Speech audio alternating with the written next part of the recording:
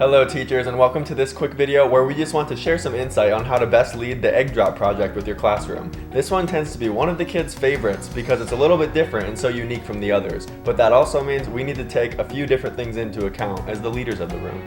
First of all, we recommend trying to stretch this into a 2-day activity, but if you can fit it all into one day, which is especially possible with an older group, all the power to you. As far as the videos that we put together go, we strongly recommend that you go ahead and watch those beforehand to familiarize yourself with the project. And take some mental notes of where those videos pause so you can be prepared to ask those inquiry-based learning questions that we pose to the kids. And when those videos are all done, we recommend that you display the gallery section of the project page onto the projector or screen so the kids can see some examples as they're building.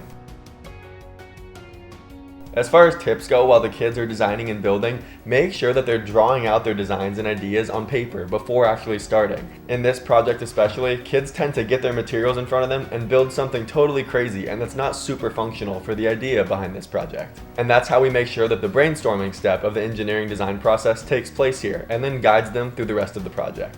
Now, as far as dealing with the egg goes, we know that each classroom setting is different, but we recommend holding on to those eggs as the teacher as long as possible before giving it to the students. Maybe have them build all the parts that don't necessarily come in contact with the egg before they really need it when it's time to strap it down or tie the egg in. And once they do have the egg, consider working outside or over tile instead of carpet, or even over the paper towels we include to avoid the mess as much as possible.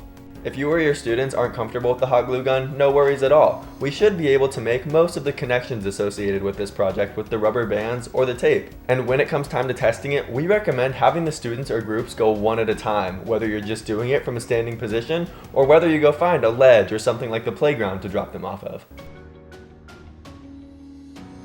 When you're walking around trying to foster a good discussion in the class, you can ask them questions like, have they ever done something like this before? You can ask them if they plan to protect their egg more the cushion style or trying to slow it down. You could also ask how they plan to check the egg after each test to see if it's cracked or not, or even ask if they like to eat eggs themselves.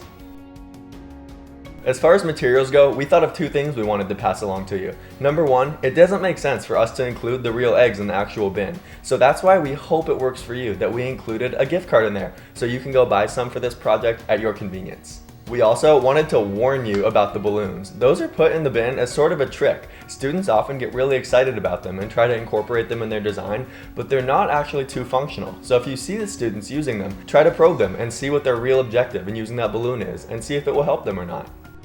If the project happens to be running a little early and you need some ideas for how to fill in the time, no worries. Here's some tips. And the same thing goes for if you're running late. Here's some ideas for how to speed up the process but still stay on task.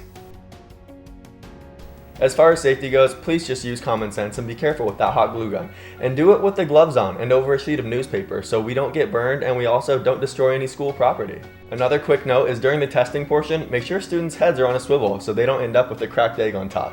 When cleaning up, go ahead and put any unused or reusable items back in the bin so we can get them back and recycle them for future projects if necessary.